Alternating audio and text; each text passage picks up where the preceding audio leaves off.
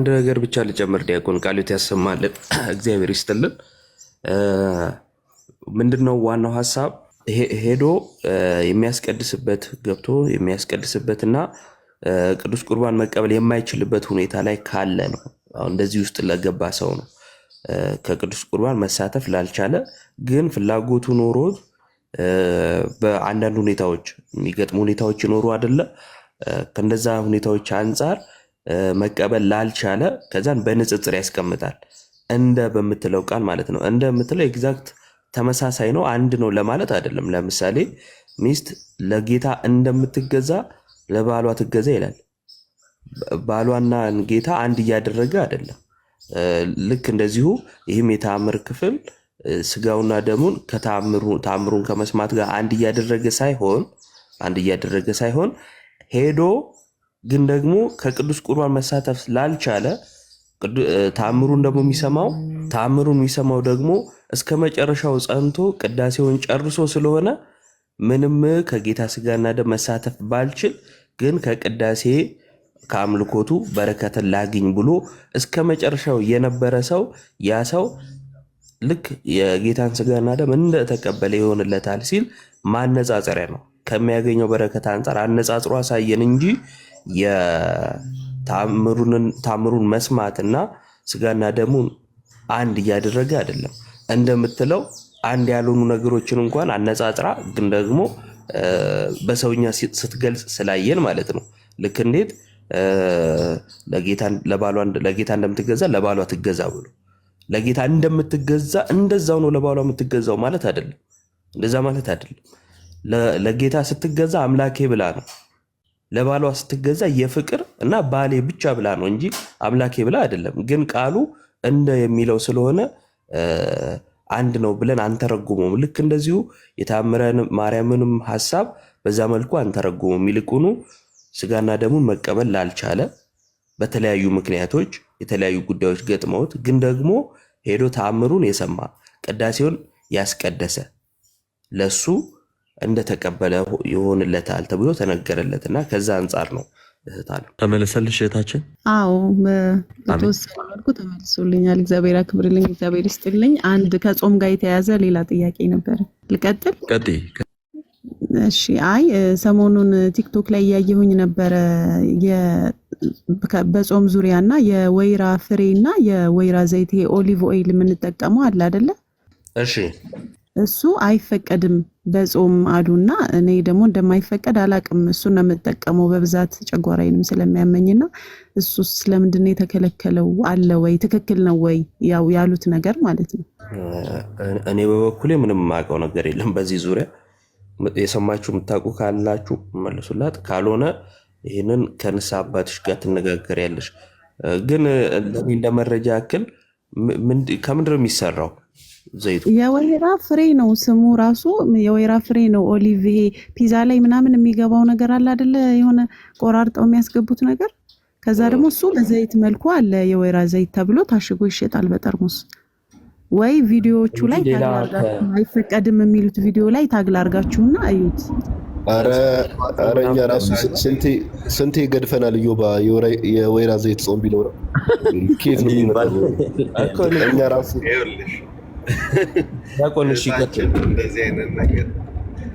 እንደዚህ አይነት ነገሮች ላይ በጣም ጥንቃቄ ማድረግ አለብሽ። እዮባ ይዞ ቃል ያሰማልን ይሁንሽ። በደንብ አቅምጦ ነው የነገረሽ። ምንድን ነው መሰለሽ፣ አንድ ጊዜ እስጢፋኖስ እኛ የዛሬ 14-15 ዓመት አንዲት ልጅ መጣችና የሆነ ኩኪ ይዛለች እና አጠገባችን የነበረውን አገልጋይ ኩኪ በጾም ይበላል አይበላም ማለት ለምን ጠየቅሽ? አይ ኩኪ አለኝና መብላት ፈልጌ አለች።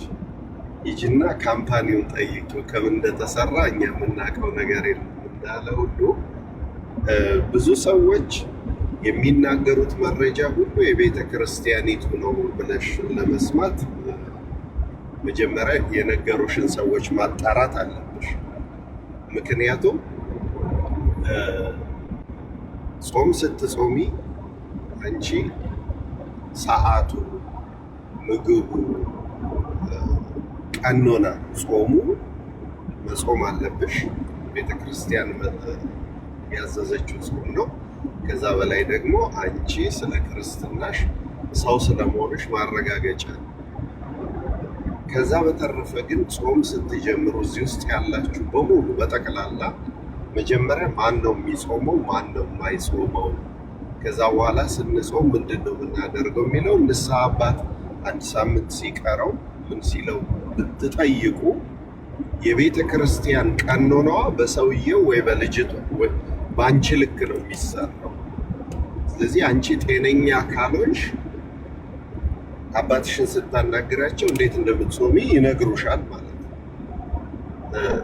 5 ሰዎች መጾም አይችሉም። ለምሳሌ ሀገር የሚጠብቅ ወታደር 4 ሴት ህፃናት፣ በጸና ደዌ የታመመ ሰው እና እርጉዝ ሴት አይጾሙም። ስለዚህ አንቺ ጤነኛ ካልሆንሽ የጸና ደዌ ወይም ፈተና ውስጥ የሚጥል በሽታ ካለሽ አባትሽን ስታነጋግሪያቸው የዛን ጊዜ ቀኖና ይሰጡሻል። ስለዚህ እንደዚህ አይነቱ ነገሮች ከአባት ጋር ነው የምትጨርሺው እንጂ የወይራ ዘይት አትክልት ነው፣ ምንም አይነት ጥሉላት ነገር የለውም። ስለዚህ እኔ ሰምቼም አይቼም አላውቅም። ሌላውም ዘይት እኮ የበቆሎም ዘይት፣ የጉሎም ዘይት፣ የሁሉም ዘይት ነው። እዚህ እንደዚህ አይነት ነገር ሰምቼ አላውቅም። የነገሩሽ ሰዎች ምናልባት የሚያውቁት ስጋ ያለው የወይራ ዘይት ካለ አላውቅም፣ ወይ ወተት ያለው እንጂ እኔ እስከዛሬ ሰምቼ አላውቅም። ቃሎት ያሰማልን። መጠንቀቅ ነው። በነገራችን ላይ የእህተ ማርያም ተከታዮችን ቪዲዮ እየሰሩ እኮ ነው። አሁን ከባድ እኮ ነው። እነሱ ጾሙንም እንትን ብለው ጨርሰውታል መሰለኝ እና እንደዛ አይነት አጋጣሚ ስለሚኖር የምታያቸው ቪዲዮዎች የነማን ናቸው የሚለውንም በዛው እንትን በደንብ መመርመር አለብሽ እህታችን። ሁሉ ጾም ደርሰዋል መሰለኝ እኮ እነሱ እኛ ኃይለኛ የጾም ወቅት ላይ ሆነ እነሱ ሊፈቱ ይችላሉ እና ይፈታሉ። ማመጠል የማን እንደዚህ አይነት ትምህርቶች ከማን ነው መስማት ያለብን ከተባለ አንደኛ በውል ከታወቁ የቤተክርስቲያን አባቶች አባትነታቸው የታወቁ ማለት ነው።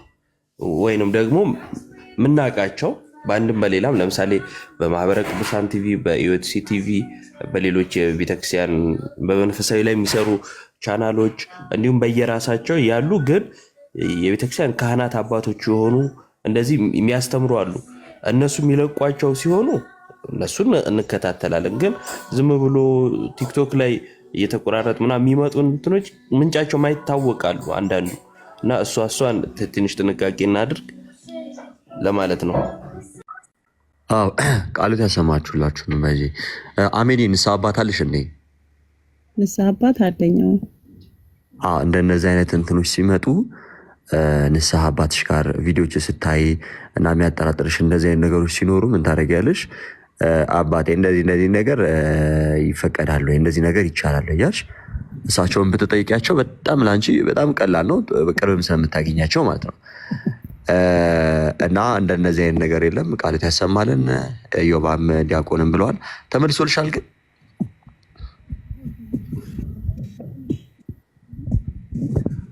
የለሽም እህቴ፣ ድምፅሽ አይሰማም።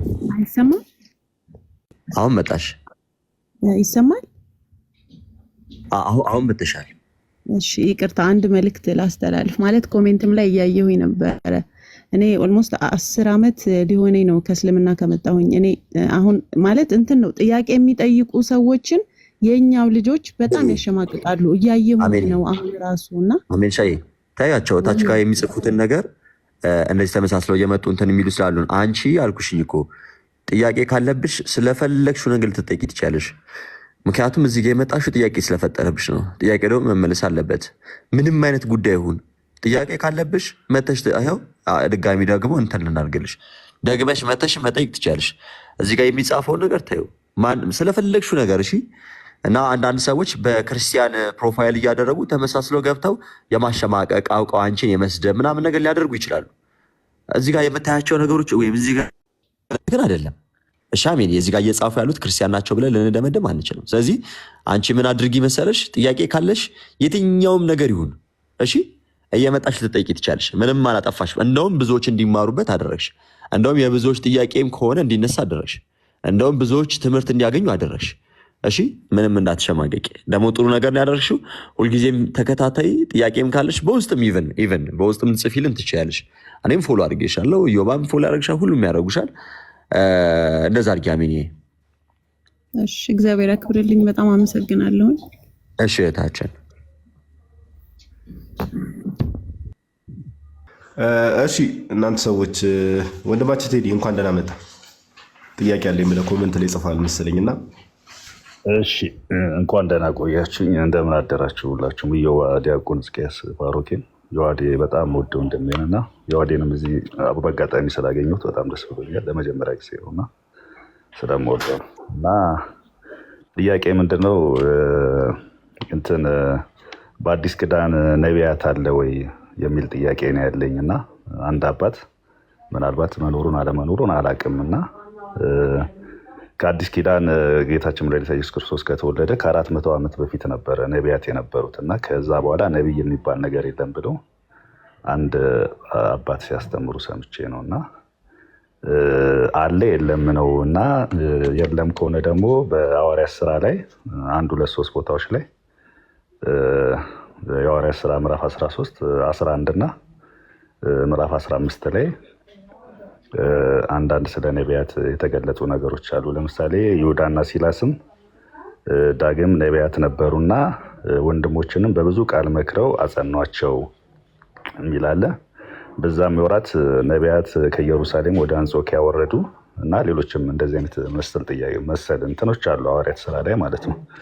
እኔ እዚህ ኦርቶዶክስ ነው እንዲሁ ለማወቅ ፈልጌ ነው የጠየኳችሁ። ወንድሞቼ በጣም ነው የምወዳችሁ። ሁላችሁም በጣም አመሰግናለሁ እንድትመልሱልኝ ነው። እሺ ኦኬ እሺ ቀጥል ባሩክ ቀጥል። እሺ አይ ኮሜንት የምጽፉ ተረጋጉ። ጋዲ ቀጥልሽ። እሺ አይ ሰላም በሉንና ዮሐዴም እስቲ ሰላም በለና ሐሳብ ላይ የተነሳው ሐሳብ ላይ ሐሳብ ስጡ። እኔ ስራ ላይ ስለሆንኩ ትንሽ የሚችለው። እሺ ብሮስኪ ዮሐዴ አለ። እንዴት አደራችሁ? ሰላም እግዚአብሔር ከእኔም ከእናንተ ጋርም ይሁን። ጋዲ፣ ኢዮባ፣ ዲያቆን ሕዝቅያስ፣ ባሮኬ እና ቴዲ እንዴት ናችሁ? እንዴት አደራችሁ? እንዴት ዋላችሁ? እግዚአብሔር አምላክ ይመስገን። ዮሐዴ ብሮስኪ ዮሐዴ ጥያቄውን ሰምተሽዋል? ኦኬ የተወሰነ ሰምቼዋለሁ። አይ ቲንክ በሐዲስ ኪዳን ነቢያት አሉ ወይስ የሉም የሚል መሰለኝ።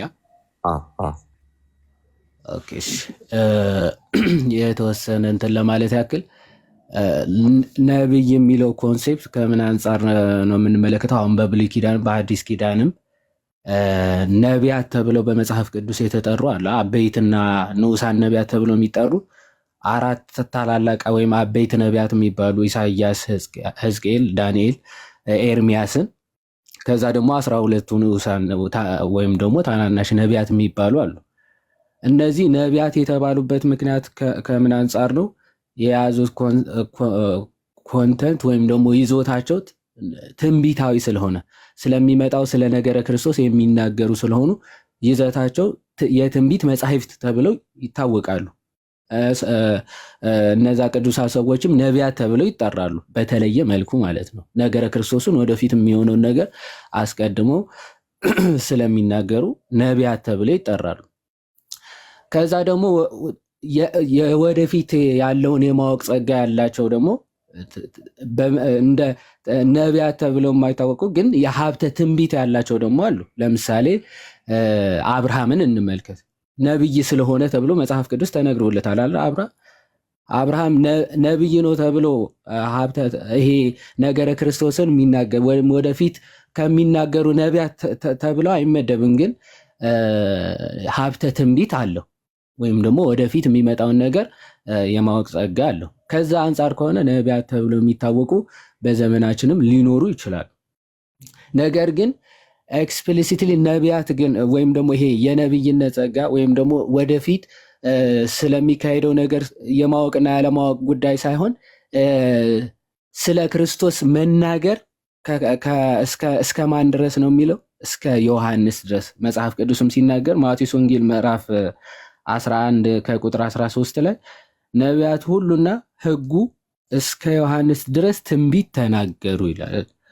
ኦኬ ነቢያትና ሕጉ እስከ ማን ድረስ ነበሩ ነው የሚለው? እስከ ዮሐንስ ድረስ። እዛው ሉቃስ ወንጌል ምዕራፍ 16 ከቁጥር 16ም ሕግንና ነቢያት እስከ ዮሐንስ ነበሩ፣ ከዚያ ጀምሮ የእግዚአብሔር መንግስት ይሰበካል፣ ሁሉም ወደ እርሷ በኃይል ይገቡባታል ይላል። ነቢያትና ሕግ እስከ መቼ ድረስ ነው የነበሩት? እስከ ዮሐንስ ድረስ። ከዛ በኋላ ነቢያት ያስፈልጋሉ? ኦልሬዲ ሲተነብዩለት የነበሩት ጌታ እኮ ምን ብሏል? መጥቷል ማለት ነው። ከዛ አንጻር ነው ነቢያት እስከ ዮሐንስ ድረስ ነበሩ። ምክንያቱ የነቢያት አስፈላጊነት ወይም ደግሞ የነቢያት መኖራቸው አስቀድሞ ስለ ነገረ ክርስቶስ ወይም ደግሞ ስለሚመጣው መሲህ መናገር ነበረ። መሲሁ ከመጣ በኋላ ግን የእግዚአብሔር መንግስት በኃይል በመካከላችሁ ናትና ተብሎ እንደተነገረው ማለት ነው ሁሉም ወደዚያች መንግስት መግባትን አግኝተዋል እና ነቢያት እስከ ዮሐንስ ድረስ ነበሩ ተብሎ ይነገርለታል። ይህ ማለት ግን ወደፊት ማወቅ የሚችሉ ወይም ደግሞ የወደፊት የማወቅ ጸጋ መንፈስ ቅዱስ አይገልጽላቸውም ማለት ግን አይደለም። የወደፊቱን አይተው የሚናገሩ የሚተነብዩ ሰዎች ግን በጭራሽ ሊኖሩ አይችሉም ማለት ግን አይደለም። ሁለቱንም መለየት ያስፈልጋል። ነቢያት ከምን አንጻር ነው? ስለ ክርስቶስ የሚናገሩ አበይትና ንዑሳን ነቢያት እንደሚባሉት አሉ፣ የራሳቸው ጸጋ ያላቸው ፕላስ ደግሞ የወደፊት ማየት የሚችሉ ደግሞ ዳዊትንም ሙሴንም ሰለሞንም አብርሃምም ያላቸው ጸጋ ደግሞ አለ። ወደፊት የማወቅ ወይም ደግሞ ወደፊት እንዲህ ይካሄዳል፣ እንዲህ ይፈጸማል፣ እንዲህ ይሆናል ካልተመለሳችሁ የሚሉት ነገሮች ማወቅን የተሰጣቸው ደግሞ ሰዎች ይኖራሉ ማለት ነው። ከዚህ አንጻር የሚታይ ነው፣ ምናልባት ግልጽ ከሆነ እና ደግሞ ወንድሞች የምትጨምሩት ካለ መጨመር ትችላላችሁ።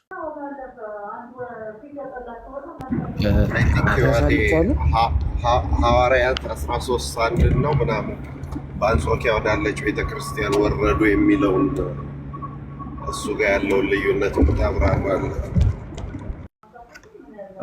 ምን አሉ ዲያቆን? የሐዋርያት ሥራ ምዕራፍ 13 ቁጥር 1 ላይ ወደ አንጾኪያ ወዳለች ቤተክርስቲያን ነቢያትና መምህራን የሚለውን እሱን ነው መሰለኝ መጨረሻ ላይ የጠቀሰው። ቴዲ ልክ ነኝ?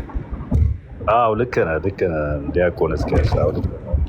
እነዚህ ሐዋርያት ሥራ ላይ ያሉትን 11 27 እና 15 ላይ እነዚህ 13 ላይ ያሉትን እነሱን እንድታው የመጀመሪያው ግልጽ ነው። ያው በጣም አመሰግናለሁ። ተጨማሪ ነገር ነው የሰጠኝ፣ ግን እነዚህንም ጨምረ ግልጽ እንድታደርግልኝ ብዬ ነው። ያ ከምን አንጻር ነው ነቢያት የሚባሉ ሀብተ ትንቢት ወይም ደግሞ የወደፊቱ የማወቅ ጸጋ የተሰጣቸው አሉ፣ ስቲል በሐዲስ ኪዳንም ማለት ነው። ከዛ አሁን ለምሳሌ ከሴቶችም እኮ አሉ አይደለ? ነብይት ነበረች ወይም ደግሞ በነብይነት የሚያገለግሉ የሚባሉ ከምን አንጻር ነው? የወደፊት የማወቅ ጸጋ ወይም ደግሞ ወደፊት እንዲህ ይካሄዳል እንዲህ ይሆናል ተብሎ የመናገር ጸጋ የሚሰጣቸው አሉ። ትክክል። ይህ ማለት ግን እንደነ ኢሳያስ እንደነ ኤርሚያስ እንደነ ዳንኤል ያለ ነብይነት አይደለም። እነሱ ነገረ ክርስቶስን ሳይፈጸም አስቀድሞ ምን ማድረግ የሚያደርጉ ናቸው። ለምሳሌ ትንቢተ ኢሳያስ ደረቅ ሐዲስ ተብሎ ይነገራል። አለሁኝ አለ። ኦኬ ኮሜንቱ ጸጥ ሲል እንትን የተቋረጥኩ ይመስላል። እሺ ለምሳሌ ትንቢተ ኢሳያስ ደረቅ ሐዲስ ተብሎ ይነገርለታል አይደል? ክርስቶስ ገና ከመሰቀሉ ገና ከመሞቱ በፊት ቃል በቃል ክርስቶስ ላይ የሚፈጸመውን ነገር በደረቁ ይናገራል አይደለ? ምንድነው? የእግዚአብሔር ክንድ ለማን ተገልጧል? እንወደው ዘንድ ደም ግባት የለውም ይልና በአመፀኞች መካከል እንደ አመፀኞች ተቆጠረ ይላል። እርሱ ግን ስለ በደላችን ደቀቀ። ቃል በቃል ክርስቶስ ላይ የሚፈጸሙ ነገሮችን በግልጽ ይናገራል። ዳንኤልም እንደዚያው የሰው ልጅ የሚመስለን አየው እንደዚህ ብለው ቃል በቃል ክርስቶስ ላይ የሚፈጸሙ ነገሮችን ምን ያደርጋሉ? ቃል በቃል ይናገራሉ። እነዚህ ነቢያት ተብለው ይነገራል ወይም ደግሞ ነቢያት ናቸው ተብለው ይነገርላቸዋል። መጻሕፍቶቻቸውም የነቢያት መጻሕፍት ተብለው ይነገራሉ። አራቱ አበይትና 12ቱ ንዑሳን ነቢያት የሚባሉ ማለት ወይም ደቂቀ ነቢያት የሚባሉት። ይህ ማለት ግን እና አብርሃም አሁን ነብይ ይባላል? ትክክል፣ አዎ ነብይ ይባላል። ኦኬ፣ ግን የነብይነት መጽሐፍ አለው ማለት ነው አይደለም። የወደፊቱን የሚያውቅ ስለሆነ ትንቢትን የመናገር ወይም ደግሞ የሚፈጸሙትን ወደፊት እንዲህ ሊፈጠር ይችላል፣ ካልተመለሳችሁ እንዲህ ይሆናል የሚለውን ነገር ስለሚናገሩ ነቢያት ተብሎ ይነገርለታል። ጌታም ለአቤሜሌክ ምንድን ነው የሚለው? ነቢይ ስለሆነ ስለአንተ ይጸልይልሃልና አብርሃምን ጠይቀው አይደለም የሚለው፣ ነቢይ ስለሆነ ይለዋል አብርሃምን። ኦኬ፣ ይህ ነቢይነት ግን ምንድን ነው? ነገረ ክርስቶስን እንደዚህ ቃል በቃል ስለተናገረ እንደዚያ አይነት ሳይሆን የወደፊት የማወቅ ጸጋ መሰጠት ማለት ነው። ሀብተ ትንቢት አለው ማለት ነው። እንደዚህ አይነት ነገሮች ሁለቱንም መለየት አስፈላጊ ነው። በሐዲስ ኪዳንም ምንድነው ስለ ነገረ ክርስቶስ ወደፊት እንዲህ ክርስቶስ እንደሚመጣ ኦፍኮርስ መጽሐፍ ቅዱስ አስቀድሞ በትንቢት ተነግሯል፣ ስለ ምጽአቱ ማለት ነው። ዮሐንስ ራእይ ማለት ነው፣ አቡ ቀለምሲስ ተብሎ የሚነገርለት ወንጌላዊ ዮሐንስ ስለ ምጽአቱ በሚገባ በግልጽ ተናግሯል። በእርግጥ ከዛ ባሻገር ግን ስንጠብቀው የነበረው ተስፋ ስናደርገው የነበረው ክርስቶስ ኦልሬዲ በመካከላችን መንግስትን መስርቶ ስለሄደ ስለ ክርስቶስ ወይም ደግሞ ስለሚመጣ መንግስት የሚናገር ነብይ ግን በጭራሽ ሊኖር አይችልም። ነቢያት እስከ ዮሐንስ ድረስ ነበሩ። ስለማን ለመናገር? ስለ ክርስቶስ ለመናገር ማለት ነው። ከዛ በኋላ እንደዚህ ያለ የሚመጣ ክርስቶስ ስለሌለ እንደዚህ ያሉ ነቢያት አይኖሩም ማለት ነው። ሲናገሩለት የነበሩት ተስፋ ሲያደርጉት የነበረው ክርስቶስ ኦልሬዲ ስለመጣ ማለት ነው። እንደነዚህ አይነት ነቢያት ሊመጡ አይችሉም። ከመጡም ሊመጡ የሚችሉት ለሐሰተኛው ክርስቶስ ነቢያት ሆነው ሊነሱ የሚችሉት ማለት ወይም ደግሞ እኛ ይመጣል ተብሎ የተነገረው ሐሰተኛው ክርስቶስ ለእሱ መንገድ ጠራጊዎች፣ ለእሱ ትንቢት ተናጋሪዎች ሆነው ሊመጡ ይችላሉ እንጂ ለእውነተኛው ክርስቶስ ነቢያት የሆኑለት ወይም ደግሞ ነቢያት የነበሩት እውነተኛው ክርስቶስ መጥቶ ተፈጽሟል ትንቢቱ ማለት ነው። ሲናገሩለት የነበረው ክርስቶስ መጥቷል ማለት ነው። ከዛ አንጻር ስለ ክርስቶስ ሊናገር የሚመጣ ነቢይ በጭራሽ ሊኖር አይችልም። ኦልሬዲ ክርስቶስ ስለመጣ ማለት አሁን ክርስቶስ ከመጣ ለፍርድ ስለሆነ የሚመጣው ክርስቶስ እኛ ባላሰብነው ባልጠበቅነው ሰዓት ነው የሚመጣው። ሁልጊዜ ተዘጋጅተን መንግስቱ እስኪመጣ ድረስ የምንጠብቀው ክርስቶስ ነው የሚኖረው እንጂ የሆነ ሰዓት በየመሃሉ እየመጣ በየመሃሉ የሆነ ለመንገስ ምናምን የሚመጣ አይነት ክርስቶስ ስለሌለ ሁሉም ስራውን ጨርሶ በአባቱ ክብር የተቀመጠ ክርስቶስ ስለሆነ ያለው እንዲህ ያደርጋል መጥቶ እንዲህ ይሰራል ምናምን ብለው ሊናገሩለት የሚችሉ ነቢያት በጭራሽ አይኖሩም። ይህ ማለት ግን ለምሳሌ ሰዎች ንስሐ ካልገቡ እንዲህ ያለ መዓት ይመጣል፣ ካልተመለሳችሁ እንዲህ ይሆናል ተብሎ የሚናገሩ ሰዎች ወይም ደግሞ ራእይ የሚያዩ ወደፊት የሚፈጸመውን ነገር ግን እግዚአብሔር በጭራሽ ሊገልጽ አይችልም ማለት ግን አይደለም። መንፈስ ቅዱስ ስቲል በቤተ ክርስቲያን አለ። ይህንን ሀብት በቤተ ክርስቲያን ውስጥ አለ። ትክክል ነው። ወደፊት የሚካሄደውን የሚያዩ ሰዎች ኃጢአት ከሰሩ በኋላ የሚፈጸመውን ነገር ግን የሚያዩ በጣም በቤተ ክርስቲያን ውስጥ አሉ፣ ይኖራሉም እስከ መጨረሻም ድረስ ማለት መንፈስ ቅዱስ እስካለ ድረስ ይህ ሀብት ወደፊት የሚመጣውን ነገር የሚከናወነውን ነገር መግለጽ ግን ይኖራል ማለት ነው። ከዛ አንጻር ቃሉት ያሰማልን። ይዋዴ እግዚአብሔር ይስጥልን። ወጣ መሰለኝ እሱ። ብሩኬ ምን አድርግ? አይ ተመለሰልህ ወይ ነው ነበር። ዞር ብዬ ስመጣ የለም። እኔ አላሳፈረም ተመልሶልኛል ልልህ ነበር።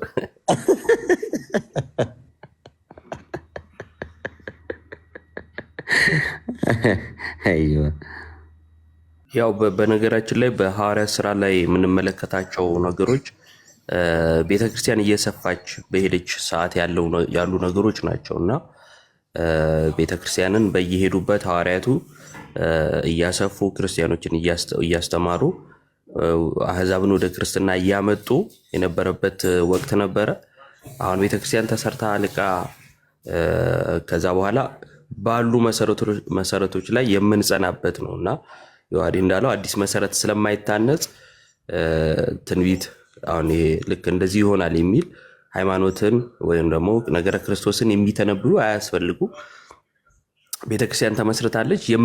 የምንፈልገውን ብንጠይቅ የሚሰጠን ጌታ እንዳለ ነግሮናል። ስለዚህ የምንፈልገውን መጠየቅ እና ደግሞ የሚሰጠን ጌታ እንዳለ ማመን ግድ ነውና አሁን ላይ ያሉ ነቢያት ነን የሚሉ ለሆድ ቁርጠት ለቦርጭ ነው የሚጸልዩት። አሁን እንደዚህ አይነት ነብይነት በፍጹም መጽሐፍ ቅዱስ አይታወቅም እና በመጽሐፍ ቅዱሳችን ቦርጭን አዞረዋለሁ ቦርጭን አጠፋዋለሁ ምናምን የሚሉ ብርን ይሰጣል ምናምን የሚሉ ነቢያት አልነበሩ የሉም። የቤተክርስቲያን አገልግሎቷ ግን የተገለጠ ነውና ቤተክርስቲያንም አንዴ ስለተመሰረተች ትምህርቶቿ በቤተክርስቲያን ውስጥ አሉ። በቃ በዛ ላይ በተመሰረተው መሰረት ላይ መጓዝ ነው ከኛ የሚጠበቀውና ከዛ አንጻር ነው ለማለት ነው። የገባ ሰው አለ? ቀጥሉ። ሰላም፣ እንዴት ናችሁ? እንዴት አደራችሁ? ይሰማል ድምጼ? ይሰማል ድምጽሽ? ኦኬ። እኔ ጥያቄ ለመጠየቅ ነው፣ እንዲሁም ደግሞ በዛ ሀሳብ ላይ እንዲሁም ደግሞ ድረዱኝ ነው ማለት ነው። ጥቂት ነገር እሺ፣ ቀጥይ። እኔ እንኳን ማለት ጸሎት ሲያደርግ የሆነ አንድ ሰው ጸሎት ሲያደርግ ሀሳቡን መሰብሰብ አለበት ብዬ አስባለሁ፣ እንደሚባለው እንደ መጽሐፍ ቅዱስ ከሆነ ማለት ነው። ግን መጽሐፍ ቅዱስ ማለት ጸሎት ላደርግ ሲጀምር ሀሳብ ይሰረቃል ሙሉ በሙሉ ማለት ነው። እንዲሁም ደግሞ መጽሐፍ ቅዱስን እኩል ቤት ስደርስ የሆነ የመዘበራረቅ ስሜት አላደል መጽሐፍ ቅዱስ ይዘበራረቅብኛሉ ማለት ነው። እና እንደዛ ስለሆነ መጸለይ እንኳን አልቻልኩም። ምን ባደርግ የተሻለ ነው? ሁለተኛ ጥያቄ ደግሞ አንድ ሰው ንስሐ ሲገባ አንዳንድ ኃጢአቶቹን ቢረሳ ከልጅነት እስከ እውቀት እስካለበት ድረስ መናገር አለበት። ያንን ነገር ቢረሳ ያን ነገር ኃጢአት ያስብለዋል ወይ ይቅር ይባላል ወይ የሚለው ነገር። እሺ፣ መልካም እህታችን፣ የመጀመሪያው ጥያቄ ምንድን ነው? ጸሎት ሳደርግ ሀሳቤ ይበተናል እና በአትኩሮት ሆኜ መጸለይ አልችልም ነው መሰለኝ አይደለ? አዎ ልክ ነህ፣ እንደዛ ነው። እሺ፣ በነገራችን ላይ ሀኒሾ መረዳትና እዚህ ጋር ማወቅ ያለብሽ አንድ ጉዳይ ቢኖር ምንድን ነው፣ ጸሎት ማለት በመጀመሪያ ከእግዚአብሔር ጋር መነጋገር ነው። በነገራችን ላይ አትኩረሽ ላትጸልይ ትችያለሽ፣ ወይም ደግሞ አተኩረሽ ልትጸልይ ትችያለሽ። ሀሳብሽ ሊበታተንም ይችላል። በነገራችን ላይ አሁን እሱ ሳይሆን ትልቁ ጉዳይ ጸሎት ማለት በመጀመሪያ ማለት ነው ብዬሻለሁ፣ ከእግዚአብሔር ጋር መነጋገር ነው። እኛ ልንነግረው የምንፈልገውንም ነገር የሚያውቅ አምላክ አለ፣ ሳንነግረውም የሚያውቅ ነው። ግን ደግሞ ልክ እንዴት ነው አንድ ወላጅ ህፃን ልጅ ማለት ነው እየተኮላተፈም ቢነግረው አባዬ ቢለውም እማዬ ቢልም ደግሞ የእነርሱን የልጃቸውን ድምፅ ለመስማት የሚናፍቁትን ያንን ጥሪ ለመስማት እንደሚናፍቁት እግዚአብሔር ደግሞ እኛ እንድንጠራው ደግሞ ይናፍቃል፣ ይፈልጋል። እና ጸሎት ቀስ እያልሽ የምታርጊበት መንገድ ነው። በአንድ ጊዜ ጎበዝ ጸላይ ላትሆኝ ትችላለሽ። በአንድ ጊዜም ደግሞ ለጸሎት በምትቆሚበት ሰዓት ደግሞ ሀሳብሽን ማተኩረሽ ደግሞ የምትፈልጊውን ነገር ለመናገር ላትቺ ትችላለሽ። ቀስ እያልሽ ልክ እንደ ህፃን ልጅ እድገት ማለት ነው። ህፃን ልጅ ገና እንደተወለደ ሊሯሯጥ ስለማይችል ቀስ እያለ እናቱ ቀስ እያለች ታገላብጠዋለች። ከዛ ራሱ ቀስ እያለ ይገላበጣል። ከዛ ዳዴ ማለት ይጀምራል። ቃ ይነሳል፣ ይሄዳል። ከዛ ነው የሚሯሯጥ የሚጀምረው። እድገት ነው በራሱ ገብቶሻል አይደለ? ዋናው ነገር ግን ሁልጊዜም በእግዚአብሔር ፊት ለመቆም ግን ምን ማለት አለብሽ? መሞከር አለብሽ። ሁልጊዜም ያንን ልምምዶች በምታደርጊ ሰዓት ቀስ እያለ ያ ነገር እየቀረ ይመጣል። ግን አንቺ በእግዚአብሔር ፊት ስትቆሚ ሁልጊዜም ኃጢአትሽን በማሰብ የሰራሽውን ስራ በማሰብ ልታስተላልፊ የምትፈልጊውንም ደግሞ ለአባታችን እንነግረው የለ እንደ ልጅነታችን እነዛንም ነገሮች ደግሞ እየተናገርሽ ብትቆሚ መልካም ነው። ቀስ እያለ የሚወገድ ነገር ነው ማለት ነው። ሁለተኛው ጥያቄሽ ደግሞ ፖዞናል ብሩኬ እየተሰማ አይደል? እሺ፣ የመጀመሪያው ጥያቄ ተመልሶልሻል እህታችን? ተመልሶልኛል። ግን እግዚአብሔር ይሰማኛል ማለት በመሀል በማቋረጥ ሰዓት ይሄ ነገር ትክክል ነው ወይ? ጸሎቱ በመሀል ሲዘበራረቅብኝ ያንን ጸሎት ባቆመው ትክክል ነው ወይ ወይስ መቀጠል ነው? እንደዛው ማለት ቀጥል የተሻለ ነው የሚለው ነገር መቀጠል ነው። መቀጠሉ ግዴታ ነው። የሆነ ነገር ተፈጥሯል ተብሎ ወደኋላ አይባልም። ግን አስቀድሞ ያ ችግሩን መፍታት ያስፈልጋል። እሱ እንደ ዋና ነገር ያዡ። ምንድነው ይሄ ለጸሎት ስትቆሚ የተለያዩ ሀሳቦች መምጣታቸው ምናምን፣ እነዚህ ነገሮች ለማጥፋት የመጀመሪያው ምንድነው የሚያስፈልገው? ጸሎት ምንድነው የሚለውን ጠንቅቀን ማወቅ አለብን። እሱ ቅድም ብሩክ መልሶልሻል። እና በጣም የምትወጂውን ሰው ለማግኘት እንደምትጓጉ ከዛም በላይ እግዚአብሔርን ለማግኘት ትጓጉያለሽ አይደል? ስለዚህ ያ የጓጓሽለትን ጌታ የምታገኝበት ቦታ ነው ያ የጸሎት ቦታ። ስለዚህ ወደ ጸሎት ቦታ ስትመጪ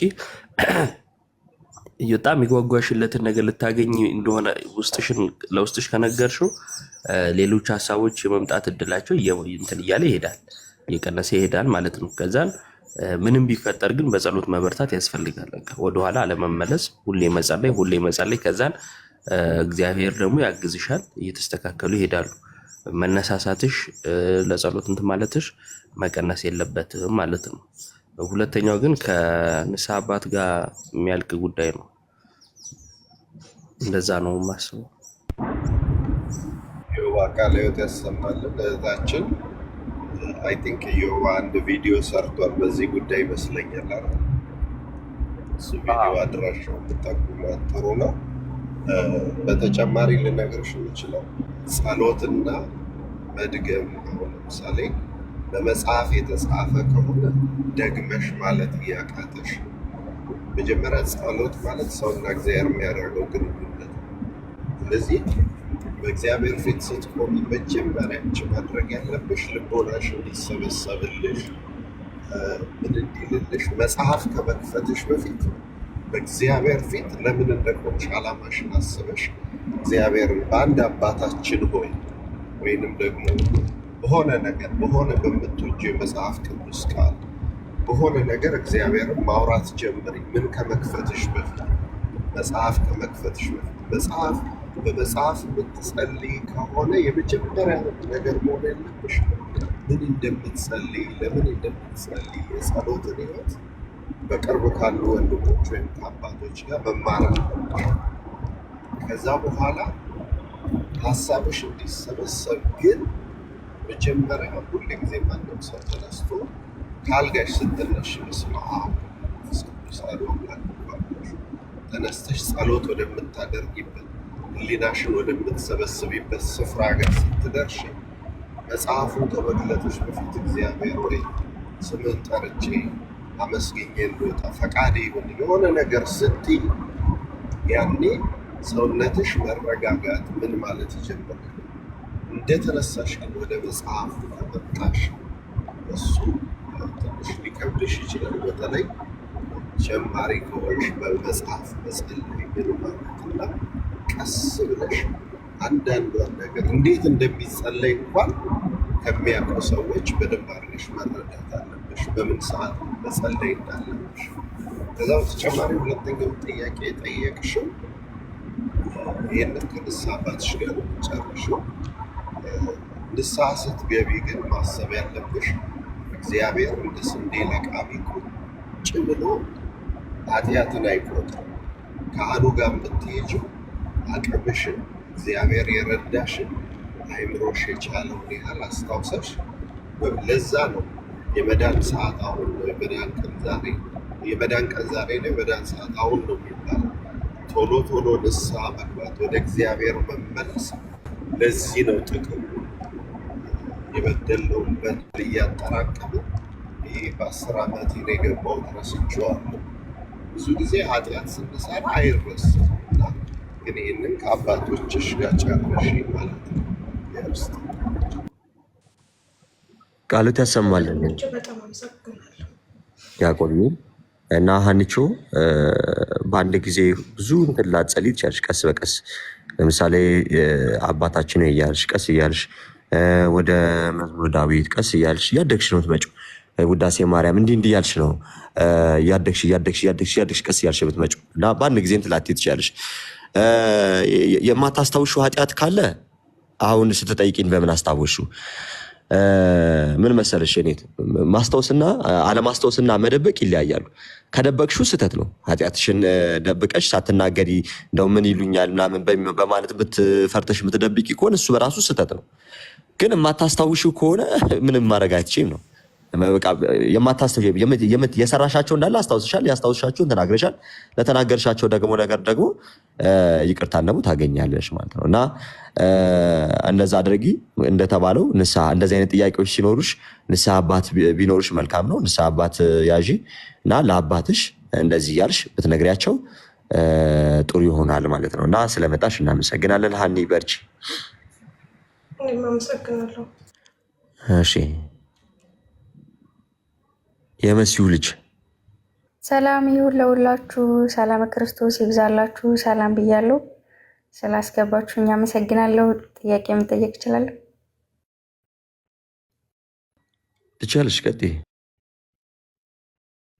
ኦኬ፣ ጥያቄ ለይዋድ ነው ከእስልምናው አንጻር እንዲመልስልኝ ማለት ነው።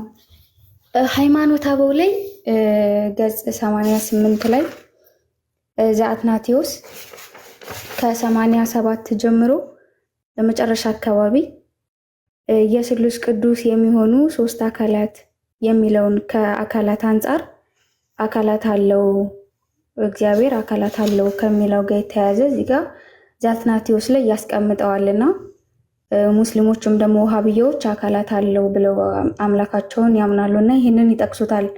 እና ይህንን ከምን አንጻር ነው የምንመልሰው የሚለውን ለይዋር ጥያቄ መጠየቅ ፈልጌ ነበር። እንዲሁም መዝሙር ላይ ያለውንም ይጠቅሳል። የዮሐንስ ራእይንም ምዕራፍ 1 ከቁጥር 13 እስከ 16 ያለውን እንዲሁም ጴጥሮስ ምዕራፍ 3 ከቁጥር 12 ያለውንም ይጠቅሳል ማለት ነው። እና ከምን አንጻር ይመለሳል የሚለውን ነበር። ይሄን ከመለስክልኝ በኋላ እቀጥላለሁ ይላል። ኦኬ፣ ሃይማኖተ አበው ዘቅዱስ አትናቴዎስ ነው ያልሽ ነው? ዘሰለስቱ ምዕት ነው። ገጽ ስንት ነው? ወይም ምዕራፉ ከያዝሽው ዘቅዱስ ላሳይሽ፣ እዚህ ማሳየት ስለምችል። ኦኬ፣ እሺ፣ ቆይ ከፍ ላድርግሽ። ከላይ እላይ ያለው መጀመሪያ ከላይ አንድ ዘአትናቴዎስ 28 ምዕራፍ 28 ቁጥር እሺ፣ ቁጥር ስንት ነው? 28 29 ላይ ያለውን ነው። ይህንን የስሉስ ቅዱስ የሚሆኑ አካላት ምናምን ይናገርና እዚህ ጋር እንቀበለዋለን ይላል። እሺ እሺ፣ ላንብበውና እንዴት እንደ ሙስሊሞች አይነት ነው ወይ የሚል አይ ቲንክ ይመስለኛል ሐሳቡና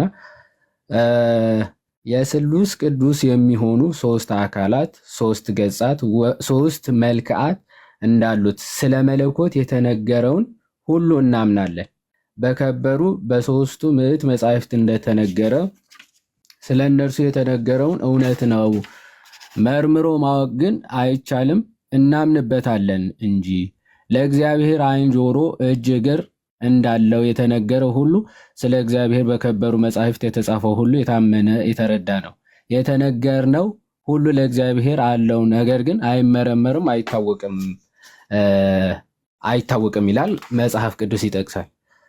አትናጎረስ ይሄ የአካል ክፍል ወይም ደግሞ አካል ክፍል ተብሎ እንደሚያምኑት እንደዛ ያለ ሐሳብ አይደለም በክርስትና የሚታወቀው። ወይም ደግሞ እግዚአብሔር ዓይን አለው ሲባል ይሄን እንዲህ ፊዚካል ዓይኖች ምናምን ዓይን ማለት አይደለም። ታዲያ ምን ለማጠየቅ ነው? እግዚአብሔር የሚያይ እንደሆነ ማለት ነው። ዓይን ማየትን አይደለ? ዓይን አለው ሲባል እግዚአብሔር የሚያይ ነው ማለት ነው። ጆሮ አለው ሲባል የሚሰማ ነው ማለት ነው። መስማቱ ደግሞ የሚወሰን ወይም ደግሞ በቦታ የሚገደብ አይደለም፣ የሚመረመር አይደለም። መስማቱ ራሱ እንዴት ያለ መስማት እንደሆነ ግን ማንም ማወቅ አይቻለውም ማለት ኦኬ ማንም ሊያውቀው ተመራምሮ ሊደርስበት የሚችል አይደለም። እይታውም እንደዚያ ሶ ከዚህ አንጻር የሚታዩ እንጂ ይሄ የአካል ክፍል እንደኛ ያሉ ፊዚካል የሆኑ ነገሮች ወይም ደግሞ በቦታ የተወሰኑ ነገሮች አይደሉም። እግዚአብሔር መንፈስ ነው፣ መለኮት ነው።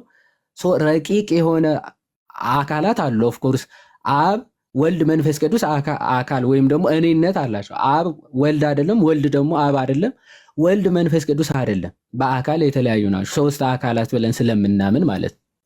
ይህ አካላቸው ግን እንደምን ያለ አካል ነው?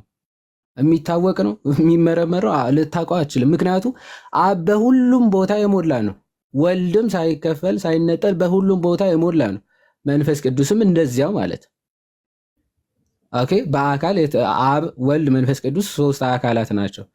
በአካል ሶስት ናቸው ስንል ግን አብ የሌለበት ወልድ ያለበት ስፍራ ግን የለም። አብ ባለበት ሁሉ ወልድ አለ፣ ወልድ ባለበት ስፍራ ሁሉ መንፈስ ቅዱስ አለ ማለት ሶ አብ ሁሉንም ያያል፣ ወልድም ሁሉም ያያል፣ ሁሉንም ያውቃል፣ መንፈስ ቅዱስም እንደዚያው ማለት ነው። ከዚህ አንጻር አይን ጆሮ የሚሉትን ከምን አንጻር ሁሉን ከማወቅ ሁሉን ከማየት ሁሉን ከመስማት አንጻር ይፈቱታል አባቶች ማለት እጅ አሁን ለምሳሌ እግዚአብሔር በሁለት እጆቹን የሰራውን የሰው ልጅ የሚለውን እጅ ተብሎ ተጽፏል። እጅ ስለተባለ ግን ይሄ መዳፍ ምናምን እንደዛ ነው የምናስበው። ሴንት ሄራኔስ ይህን ምን ብለው ይፈተዋል? ሁለት እጆች የተባሉ እግዚአብሔር አብ በወልድና በመንፈስ ቅዱስ የሰው ልጅን ፈጠረ ማለት ነው ብሎ ይፈተዋል። እጅ የተባለው ምንድነው? ወልድና መንፈስ ቅዱስ ወይም ቃሉና መንፈሱ ናቸው ይላል። ምክንያቱ የእግዚአብሔር ክንድ ተብሎ ይገለጻል። ክርስቶስ አይደለ ራሱ ክርስቶስ ራሱ የእግዚአብሔር ክንድ ነው ተብሎ ይገልጻል። ትንቢተ ኢሳይያስ ቀደም ምዕራፍ 53 እንደተናገሩ የእግዚአብሔር ክንድስ ለማን ተገልጸዋል? አቤቱ ክንድህን ላክ ሕዝብህንም አድን እየተባለ ይገለጻል። ከዚህ አንጻር የምንመለከታቸው ናቸው። እንደው ሊትራሊ የሚወሰዱ አይደሉም። ኦኬ ሊትራሊ የሚወሰዱ አይደሉም። አትናጎሮስም የእግዚአብሔር አካል ክፍል የለውም ወይም ደግሞ እንደዚህ የሆነ እጁ ራሱን የቻለ አምላክ እንደዚህ አይነት አስተምሮ ለሚያመጡ መናፍቃን እግዚአብሔር እንደዚህ አካል ክፍላቶች ያሉት አይደለም። አይን ሲባል እንደው ቁጭ ቁጭ ያሉ እንደዚያ ማለት አይደለም። እይታውን ለማጠየቅ ጆሮ ሲባል መስማቱን ለማጠየቅ እንደዚህ ሊነገሩ ይችላሉ እንጂ ቀጥታ የሚወሰዱ አይደሉም ብሎ ይፈታል አትናጎሮስ ማለት ነው። ይህ እንዳለ ሆኖ የእስልምናው ግን ምንድነው? ፊዚካል ነው። እግር ሲባል እግር ነው፣ በቦታም የተወሰነ ነው።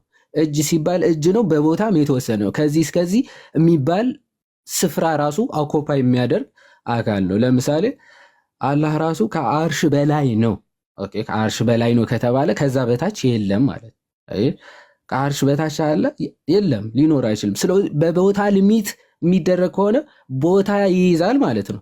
ቦታ የሚይዝ ከሆነ ደግሞ ፊዚካል ቢንግ ነው ማለት ወይም ደግሞ ፊዚካል የሆነ አካል ነው ማለት ነው።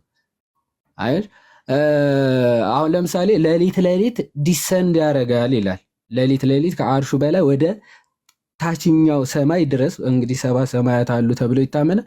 እስከ ታችኛው ድረስ ይወርዳል ይላል። ይወርዳል ሲል ፊዚካሊ ዲሰንድ ያደርጋል ነው። እዛ ቦታ አልነበረም፣ ግን ከነበረበት ስፍራ ወደ ታች ይወርዳል ማለት ነው። ይወርዳል ማለት ነው። እንደዛ ነው የሚረዱት ማለት ነው። እግሮቹ እንትን ሲኦል ውስጥ ይከታል አይደል? መጨረሻ ላይ ሲኦል ውስጥ ያስገባቸዋል ይላል። እግሩ ሊትራሊ እንደዛ የሚገባ ነው ማለት ነው። ቦታ የሚይዝ ነው።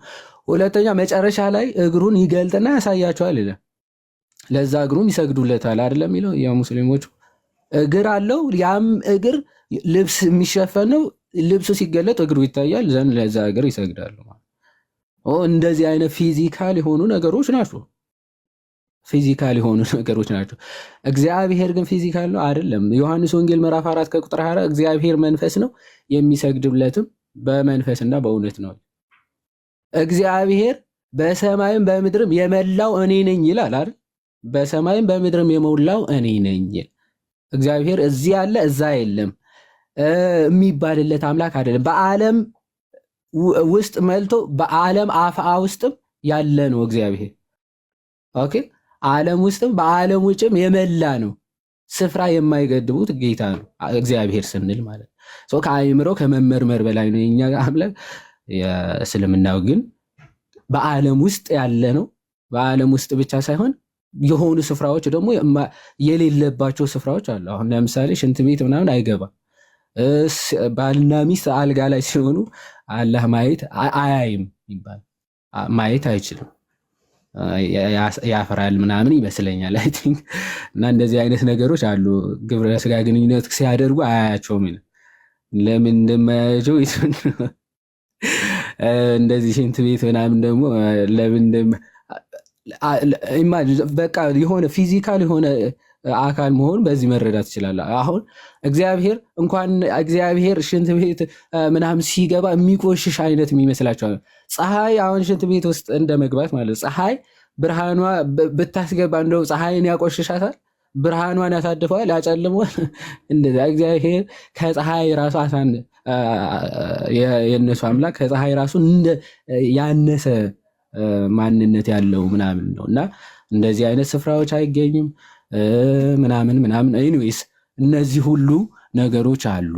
ምናልባት በተወሰነ መልሼው ከሆነ እሺ። የዋዴ አመሰግናለሁ። ቃልዮት ያሰማልን፣ በእድሜ በጤና በጸጋ እግዚአብሔር አምላክ ይጠብቅልን።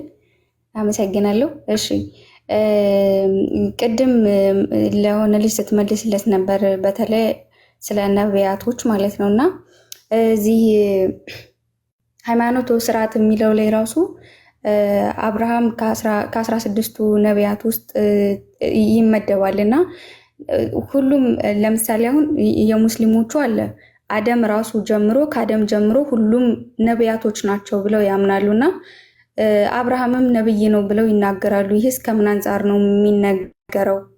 በደንብ ገልጽ ብታደርግልኝ። ኦኬ መቀጠልም ይችላል ኢዮባ። አይ የለም ይሄ እናንተ ምድብ ነው ማንዬ። ከእስልምናውም አንጻር ስለሆነ የዋዴ ጠቅለል አድርገሽ ሂጂበት ፓፓ። ኦኬ ቅድም ለወንድማችንም የተወሰነ እያልነው ነበር። አሁን አዳምም ጨምሮ ነቢይ ሊባል ይችላል በእኛም አክቹዋሊ። በነገራችን ላይ ነቢይ ሲባል ግን ቅድም ስንለው ነበረ የሆነ ከህዝብ ከመላክ አንጻር ስለ ክርስቶስ ሊትራሊ የሆኑ ትንቢቶች ከመናገር ምናምን እንደዛ ላይሆን ይችላል። ከምን አንጻር ነው? የወደፊቱን ከማወቅ አንጻር፣ ሀብተ ትንቢትን ከመሰጠት አንጻር። ኦኬ ከዛ አንጻር ነቢይ ተብሎ ሊጠራ ይችላል። እንደዛ ብቻ አይደለም፣ ከሴቶችም ነቢያት ተብሎ የተጠሩ አሉ። የወደፊቱን ማወቅ የሚችሉ የወደፊቱን የማወቅ ጸጋ የተሰጣቸው ማለት ነው።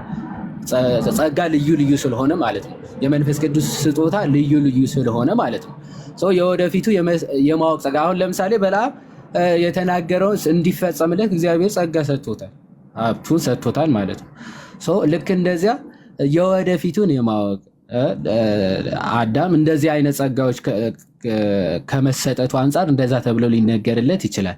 አብርሃምም እንደዚያ፣ ይስሐቅ፣ ያዕቆብ እንደዛ እየተባለ ሊነገርላቸው ይችላል።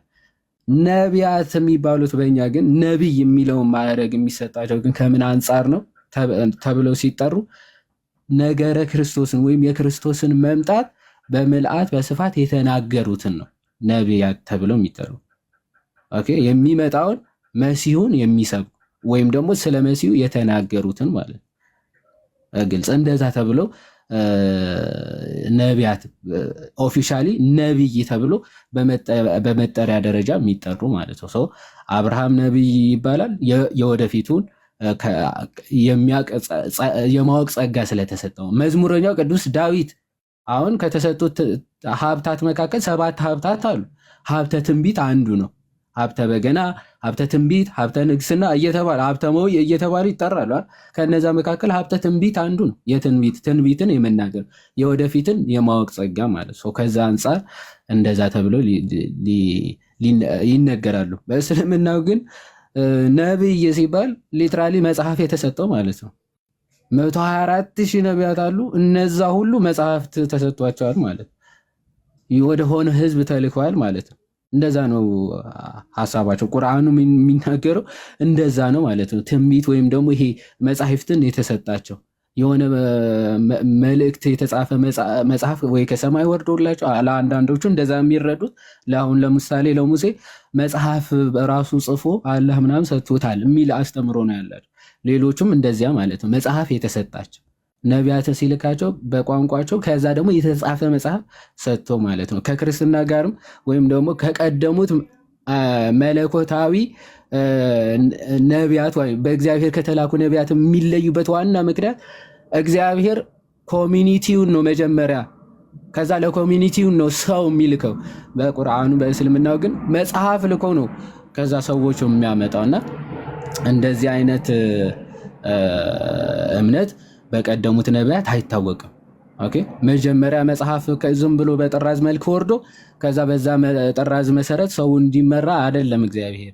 እንደውም እስከ ሙሴ ድረስ እንግዲህ ኦፊሻሊ ዲክሌር የተደረገ መጽሐፍ አልነበራቸውም። በህገ ልቦና ነበር የሚመሩት ማለት ነው፣ የተጻፈ መጽሐፍ ሳይኖራቸው። የእግዚአብሔር ቃል ግን ነበር። ኦፍኮርስ ዘፍጥረት ምዕራፍ 15 17 ስንመለከት ወደ አብርሃምም የእግዚአብሔር ቃል እንዲህ ሲል መጣ ተብሎ እንደሚናገር ማለት ነው። ኦኬ ወደ አብርሃም የእግዚአብሔር ቃል መጣ ተብሎ ተነግሯል። ግን የተጻፈ ጽሁፍ ነው አይደለም። ከዛ አንጻር የሚታየው ነው። ምናልባት መልሽ እኮ እጅግ በጣም አመሰግናለሁ የዋዴ ታናሽነቴን ሳትንቅ ስለመለስክልኝ እግዚአብሔር ያክብርልኝ።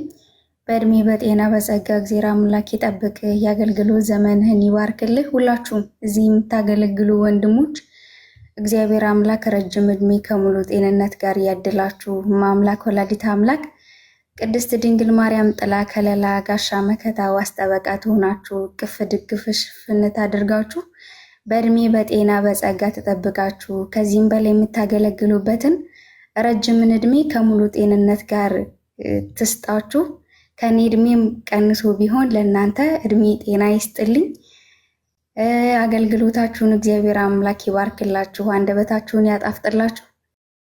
በመውጣት መግባታችሁ በመሄጃ መመለሻችሁ እግዚአብሔር አምላክ ከፊት ከኋላ ይቅደም ይከተላችሁ። ድካማችሁን ድካመ ቅዱሳን ድካመ ሐዋርያት ያደርግላችሁ። በጣም ነው የምንወዳችሁ፣ በጣም ነው የምናከብራችሁ። እግዚአብሔር ይስጥልኝ። አመሰግናለሁ። አሜን አሜን አሜን። ወይኔ ናሽ እንዴ? እስካሁን አላወቀኝም እንዴ ትላለህ? እቺ ወይ ከሐረር ወይ ከወሎ ናት እንደዚህ ምርቃት የሚችል በምርቃትሽ ነው እኮ ምን ለይሽ። አሜን አሜን። ወይንሻ እግዚአብሔር ይስጥልን። ይዋዴ ምርጫው ምን ነው ፈራው? ለምንድን ነው ያልመረጥክ? ምንድን ነው ምረጥ ያሉኝ ዲያቆን? እኔ እኮ ሄድኩኝ። ምን ከዛው ከተጻፈ ውስጥ ምረጥ እንጂ አይታይም እንዴ? ምንም የተጻፈ የለም እኮ ለእኔ አይታየኝም። ወይ ቀድሞ የተጻፈ ይሆናል። ከመግባቴ በፊት ከሆነ የተጻፈው አያሳይም እኮ ዲያቆን። ኦኬ ሪል እንደገና ኦኬ ወይም እንደዛ። እሺ ኦኬ ማን ነው ቀድሞ? እንደምን ዋላችሁ? እግዚአብሔር ይመስገን። ጋዲ ወጣ መሰለኝ አይደለ? እዮባ እንዲሁም ዲያቆን እስኪያዝ እንደምን ዋሉ? እንደምን አደራቸው? እግዚአብሔር ይመስገን። እግዚአብሔር ይመስገን። እግዚአብሔር ይመስገን። እንኳን አደረሳችሁ ለታላቁ ለዐቢይ ጾም። እኔ ኦርቶዶክስ ወንድማቸው ነኝ። አንድ ሁለት ጥያቄ ልጠይቃቸው ነው የገባሁት። ስለተቀበላችሁ እጅግ በጣም አመሰግናለሁ። ዘወትር ተከታታያችሁ ወንድማችሁ ነኝ። ከእናንተ ብዙ የምማር ወንድማችሁ ነኝ። ክላሪቲ የሚፈልጉ አንድ ሁለት በእናንተ ዘንድ ምናልባት እጅግ በጣም ቀላል ሊሆኑ ይችላሉ። ነገር ግን እኔ ጋር ጥያቄ የሆኑብኝና ምላሽ ቢያገኙ ደግሞ ያው ክርስትና ራስን እያጸኑ መሄድ ስለሆነ እዛ ላይ ምናልባት ክላሪቲ ብትፈጥሩልኝ ብዬ አንድ ሁለት ጥያቄዎች ይዣለሁ። የመጀመሪያው ጥያቄ እንግዲህ ይሄ ዐቢይ ጾም እንደመሆኑ ዐቢይ ጾምን ፍትሐ ነገሥቱ እስከ ስንት ሰዓት መጾም እንዳለብን በግልጽ ያስቀምጣልና አሁን ጀምሮ አሁን ቅድስት ላይ ነው ያለ ነው እስከ ሕማማት መግቢያ ድረስ እስከ 11 ሰዓት እንድንጾም ነው አይደለ የሚያስቀምጠው። ምናልባት ከተሳሳትኩ እየታረምኩ እሄዳለሁ። እና ከቅዳሴ መልስ ጠበል ይታደላል። የቅዳሴ ጠበል ለምዕመናን ይታደላል። ያ ማለት ፕሮባብሊ 9 ሰዓት ነው የሚያልቀው ቅዳሴ እና የቅዳሴ ጠበል ሳይጠጡ መሄድ ነው ትክክለኛው ወይስ ራሱ የቅዳሴ ጠበሉ መቅረቡ ነው ትክክለኛው? ምክንያቱም አንድ ክርስቲያን እስከ 11 ሰዓት እንዲጾም በቤተክርስቲያኗ በስርዓቷ ካስቀመጠች ያን ጠበል ጠጥተን ነው እስከ 11 ሰዓት መቆየት ያለብን ወይስ ጠበሉን ይዘን ደግሞ መውጣት አንችልም? የቅዳሴ ጠበል መቼም ከቤተክርስቲያንም አይወጣም፣ ኢቨን ሰውነት ላይ የማይደፋም የሚጠጣ ነው እና ይህንን ምናልባት ምን አይነት እይታ መፍጠር አለብኝ? እዚህ ጋር ሳልጠጣስ መቆየት አለብኝ ወይ? ምክንያቱም ከበረከቱ ውስጥ ለመሳተፍ ደግሞ መጠጣት ግዴታዬ ነው ብዬም ስለማስብ እንደ አንድ ታናሽ ክርስቲያን ካስቀደስኩኝ የቅዳሴውን ጠበል መጠቀም አለብኝ ብዬ ስለማስብ። ሁለተኛው ደግሞ ክርስቲያናዊ ስነ ምግባርን የሚመለከት ነው ጥያቄ እና ይሄ የክርስቲያናዊ ስነ ምግባርን በሚመለከት እንግዲህ የእኛ ክርስትናና የሌሎቹ ክርስትና እነሱ ባሉት ክርስትናም አይደለም የሌሎቹ ሲጀመር፣ ግን ያው ክርስትና ተብሎም አይጠቀስም፣ ራሳቸውን ክርስቲያን ነን ይላሉ እንጂ ትህትናን በሚመለከት በዚህ ዙሪያ እንሰማለን። ብዙዎቹ በውጭ ያሉት ራሳቸውን እንደ ጻድቅ የሚቆጥሩ አሁን እኔ የት እንደምገባ አውቃለሁ ብሞት እና ራሳቸውን ከፍ ከፍ የሚያደርጉ እንደሆኑ ይታወቃሉ። ወይራስ በእኛ በኩል ኦርቶዶክስ ክርስትና እኛ ኦርቶዶክሶች የክርስቶስ ልጆች በክርስቶስ ክርስቲያን የተሰኘ ነው ትክክለኛው የክርስቶስ ልጆች። ግን እኛ ራሳችንን ዝቅ ማድረግ፣ በስራ መኖርን፣ እምነትን ማጽናትን፣ እስከ መጨረሻው ድረስ መጋደልን ነው እኛ እንትን የምንለው የምንቀበለው እና